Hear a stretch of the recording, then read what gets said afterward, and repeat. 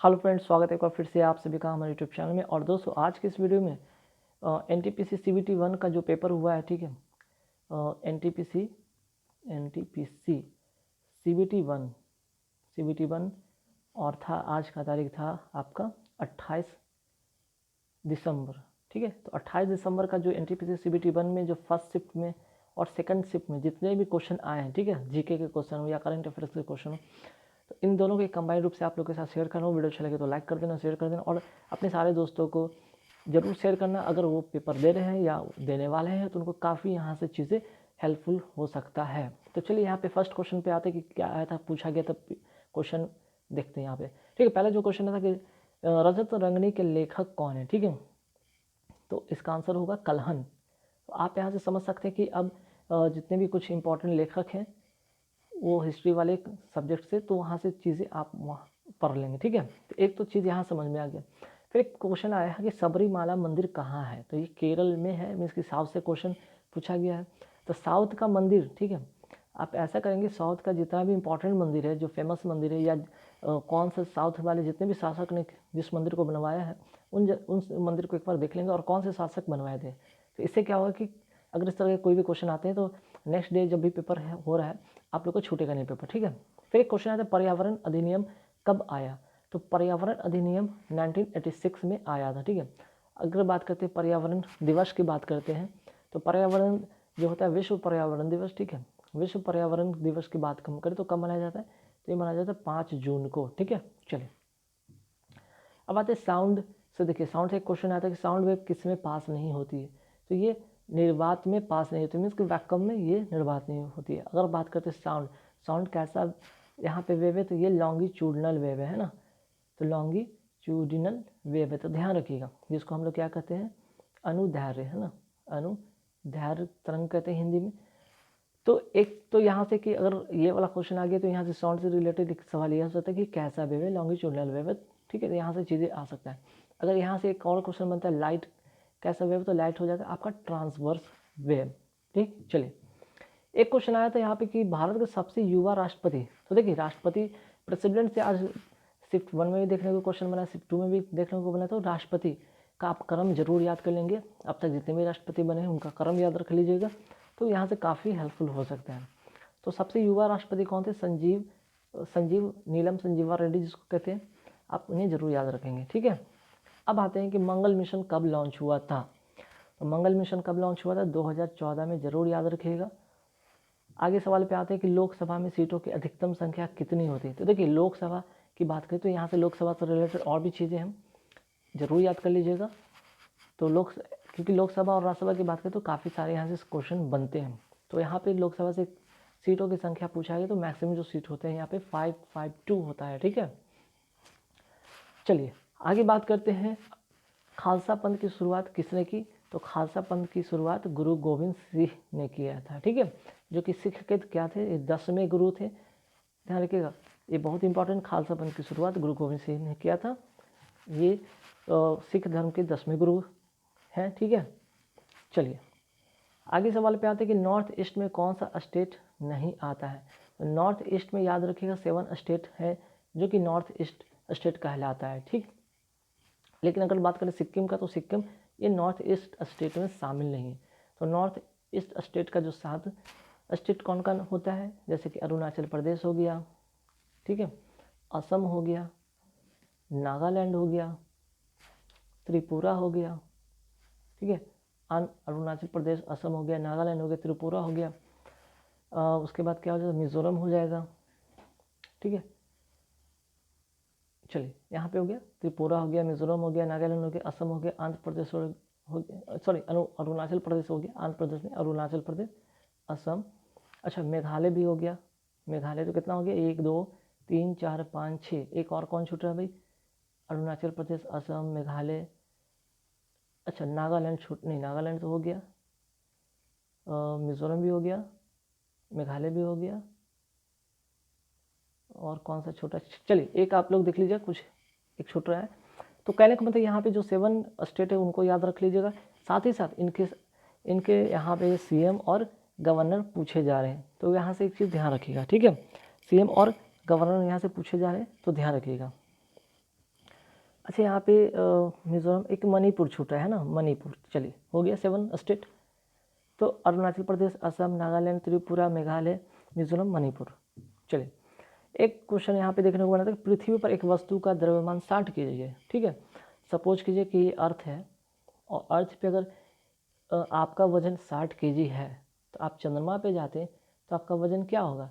तो ध्यान रखिएगा, कभी भी मास की अगर हम बात करते हैं ना, मास कभी भी नहीं बदलता है, ठीक है।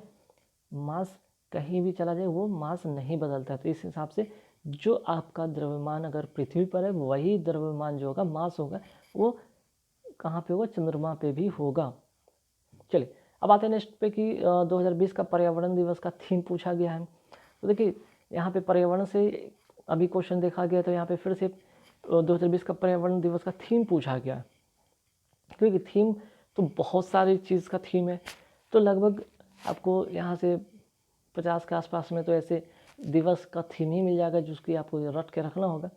तो खैर जो जो इम्पोर्टेंट डे है उनका जरूर थीम याद रख लेंगे। जैसे कि यहाँ पे बात करें पर्यावरण दिवस का थीम कहते हैं तो बायोडाइवर्सिटी था, ठीक है। चलिए अब आते हैं दक्षिण अमेरिका में 2 स्थल जो है, स्थल रुद्ध देश कौन है, ठीक है।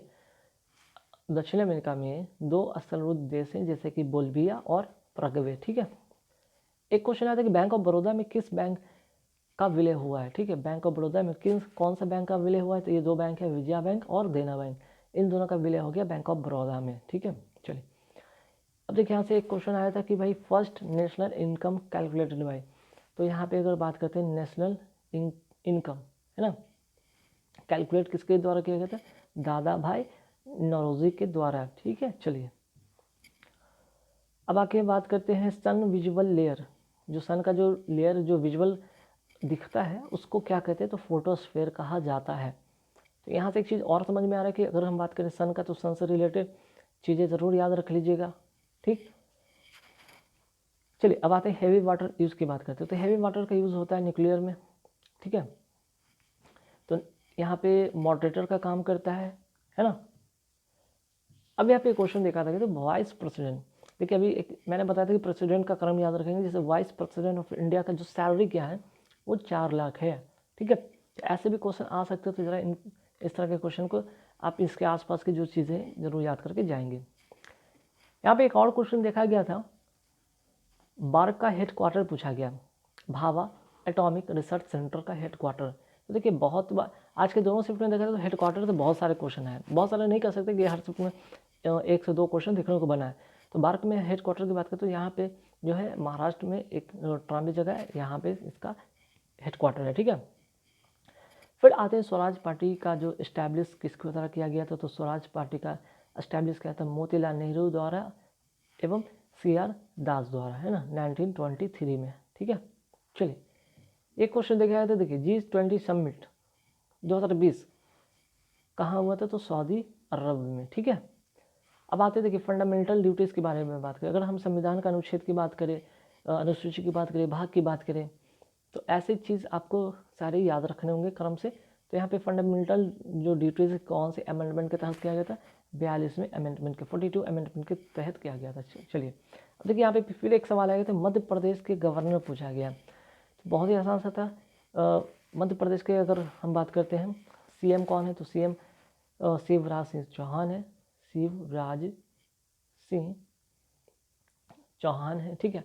लेकिन यहाँ पे अगर गवर्नर की बात करें तो यहाँ पे यहाँ के गवर्नर है आनंदीबेन पटेल, ठीक। चलिए एक क्वेश्चन आया था कि मोपला विद्रोह या मोपला रिवोल्ट की बात करते हैं कि मोपला विद्रोह कब और कहाँ हुआ था।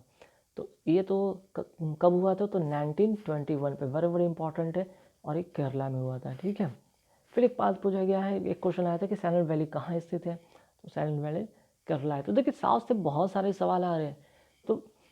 तो साउथ से मंदिर की बात करें तो साउथ का मंदिर याद रखेंगे, साउथ में कौन सा विद्रोह हुआ उसको याद रखेंगे, साउथ में कौन सी वैली है, नेशनल पार्क है, डैम है, इन सारी चीज़ को ज़रूर याद रखिएगा, काफ़ी इंपॉर्टेंट है। देखिए अभी एक और यहाँ पे नोकिया के CEO के बारे में पूछा गया है। तो नोकिया के CEO कौन है, पेक्का लैंडमार्क, ठीक है। पेक्का लैंडमार्क जरूर याद रखिए। तो बहुत सारे कंपनी, जैसे अगर हम बात करें पेटीएम की बात कर लें, गूगल की बात कर लें, ठीक है, उबर की बात कर लें, ओला की बात कर लें, ठीक। तो ऐसे जैसे जोमेटो की बात कर लें, जो इंडिया का जो फेमस कह सकते हैं चीज़ें हैं। चीज़ें कहने का मतलब जैसे कि अगर हम उबर की बात करें, जो कि आपका यहाँ पे ट्रांसपोर्टेशन की बात हो रही है, ट्रांसपोर्ट से रिलेटेड है। जोमेटो जो कि खाने पीने की चीज़ें हैं। गूगल हो गया आपका नेटवर्क से रिलेटेड। तो ऐसे चीज़ की जो सीईओ हैं ज़रूर याद रखेंगे, ठीक है। चलिए अब आके देखते हैं first Indian Nobel prize in economics में किसको दिया गया था। इकोनॉमिक्स के क्षेत्र में पहला नोबेल पुरस्कार किसको दिया गया था? अमर्त्य सेन को दिया गया था 1998 में। तो आपसे ये नहीं पूछा जाएगा, क्योंकि आप तो पता है कि इकोनॉमिक्स देखते ही अमर्त्य सेन टिक कर दोगे। अब आपसे पूछा जाएगा, ये ईयर पूछ दिया जाएगा कि कौन से ईयर में दिया गया था। तो 1998 याद रखिएगा, ठीक है। चलिए अब आगे बढ़ते हैं। जलियांवाला बाग कांड कब हुआ था? देखिए जलियांवाला बाग कांड सब मैक्सिमम स्टूडेंट को पता है होगा कि 1919 में, ठीक है। ये तो बहुत आराम से टिक करेंगे। लेकिन जब यहाँ पे अप्रैल जैसे, ठीक है, ये डेट और मंथ दे देगा ना, जैसे कि 13 अप्रैल हो गया। अब यहाँ पे 13 की जगह पे मई कर देगा, 13 जून कर देगा, ठीक है। तो ऐसे में आप फंस सकते हैं। तो 13 अप्रैल 1919 को हुआ था, ठीक है। तो इस बात का ध्यान रखिएगा। देखिए फिर से यूनाइटेड नेशन, ठीक है, यूनाइटेड नेशन यूएनओ का जो है यहाँ पे हेडक्वार्टर पूछा गया। तो जितने भी हेडक्वार्टर की बात कर रहे हैं, ठीक है, वो सारे याद रख लेंगे, पूछा जाएगा, ठीक है। जैसे WHO की बात कर ले, उसका हेडक्वार्टर कहाँ है, यूएनओ का हेडक्वार्टर कहाँ है, यूएनडीपी का हेडक्वार्टर कहाँ है, ILO का हेडक्वार्टर कहाँ है, ठीक है। तो इस तरह से जितने भी हेडक्वार्टर उनको जरूर याद रखें। यूनिसेफ का हेडक्वार्टर कहाँ है, ठीक है। तो यहाँ पे देखिए यूनाइटेड नेशन का अगर हेडक्वार्टर की बात करते हैं तो ये न्यूयॉर्क इसका करेक्ट आंसर होता। आगे बात करते हैं यूनाइटेड नेशन डेवलपमेंट प्रोग्राम के हेडक्वार्टर क्या है, तो ये भी न्यूयॉर्क है। तो न्यूयॉर्क से 2 क्वेश्चन पूछ दिए गए, ठीक है। चलिए अब आते हैं प्लासी युद्ध। प्लासी बार बहुत इंपॉर्टेंट क्वेश्चन है। 23 जून 1757 जब प्लासी का युद्ध हुआ था, किसके किसके बीच में? अंग्रेज और सिराजु दौला के बीच में हुआ था, ठीक है। अब आते हैं एक क्वेश्चन, देखिए यहाँ पे साइंस की बात करें तो साइंस में आपका विटामिन से एक क्वेश्चन यहाँ पे पूछा गया कि रिकेट्स जो है कौन से विटामिन से होता है। तो इससे ये पता चला कि आप जितने भी विटामिन ए हो, बी हो, सी हो, सभी के आप जो है रासायनिक नाम याद कर लें। सभी के यहाँ पे खोजकर्ता इन्वेंशन के नाम याद रख लें। कौन सी बीमारी से, कौन से विटामिन से, कौन सी कमी से कौन सी बीमारी होती है, ये भी याद रखेंगे। तो ज़रूर ध्यान रखेंगे, ठीक है। चलिए एक क्वेश्चन यहाँ पे देखा गया था कि गुजरात के सीएम, देखिए फिर से गुजरात का सीएम पूछ दिया गया, बहुत आसान था, विजय रूपानी। और अगर यहाँ पे गवर्नर की बात करें तो आचार्य देवव्रत यहाँ के क्या है? गवर्नर है, आचार्य देवव्रत, ठीक। चलिए एक क्वेश्चन आता है कॉस्मोलॉजी का जो है किसके लिए यूज़ किया जाता है, तो यहाँ पे स्टडी ऑफ यूनिवर्स के लिए यहाँ पे कॉस्मोलॉजी का यूज़ किया जाता है। एक टर्म है जिसको आप याद रखेंगे। देखिए पेटीएम का फिर यहाँ पे CEO पूछा दिया गया है ना, पेटीएम का यहाँ पे CEO पूछा गया। तो विजय शेखर शर्मा है इसके CEO। फिर पूछा गया कि न्यूक्लियर जो है, न्यूक्लियस की खोज किसने किया था, तो रदरफोर्ड। तो साइंस से भी क्वेश्चन काफ़ी मज़ेदार आए हैं, लेकिन हाँ बहुत ज़्यादा टफ नहीं कर सकते। तो इजी टू मॉडरेट था आज का पेपर, इजी टू मॉडरेट के कैटेगरी में रखा जा सकता है। और अगर हम अटेम्प्ट की बात कर रहे हैं, ठीक है, तो जिनका अटेम्प्ट 75 से लेकर 85 के बीच में है। और एक चीज़ और ध्यान रखिएगा, यहाँ पे एक्यूरेसी बहुत ही मैटर करता है। मीन्स कि हम 99% के आसपास में, अगर आप 99% अगर आपकी एक्यूरेसी होगी, मैं तो कहूँ यहाँ पे अगर आपकी 100% एक्यूरेसी तो बहुत अच्छी बात है। लेकिन 1-8% की अगर कुछ मिस भी होता है, चलो ठीक है, 1-2 मार्क्स की भी अगर यहाँ पे कुछ हेर फेर होता है तो आपका कहीं ना कहीं नॉर्मलाइजेशन से अच्छे मार्क्स आने की संभावना बन सकता है। तो आपका अटेम्प्ट जो होता है विद एक्यूरेसी 75-85 है। आपका आज का दिन, आपका आज का पेपर बहुत ही सफलपूर्वक गया, इसका मतलब समझेंगे। और आप इसके जो CBT 2 में है, इसके लिए आज से ही, आज के बाद मीन्स की यानी कल से 29 दिसंबर से आप तैयारी की शुरू कर दें, ठीक है। अच्छा, जिनका अगर 70 से कम आ रहा है वो क्या करेंगे, तो इस जिनका 70 से कम आ रहा है तो वो उनको थोड़े से यहाँ पे दिक्कत हो सकता है। अब यहाँ पे अब नॉर्मलाइजेशन से उनको भले अच्छे मार्क्स मिल जाए तो अच्छी बात है, नहीं अगर 70 से कम आ रहे तो उनके ये परेशानी का कारण बन सकता है, ठीक है। तो इस बात का ध्यान रखेंगे कि जो भी अगले दिन से जिनका भी पेपर है 28 के बाद जिनका भी पेपर है, इस बात का ध्यान रखें कि अटेम्प्ट मैक्सिमम रखेंगे, एक्यूरेसी अच्छे रखेंगे। बस 2 चीज़ मैटर करेगा, एक तो आपके अटेम्प्ट ही अच्छे होने चाहिए, एक्यूरेसी भी अच्छे होने चाहिए। क्योंकि इसके लिए बहुत सारे कैंडिडेट ने मेहनत किया है, जो मेहनत करेंगे उनका रिजल्ट होगा, जो मेहनत की है उनका हक बनता है उनको अच्छे मार्क्स मिले।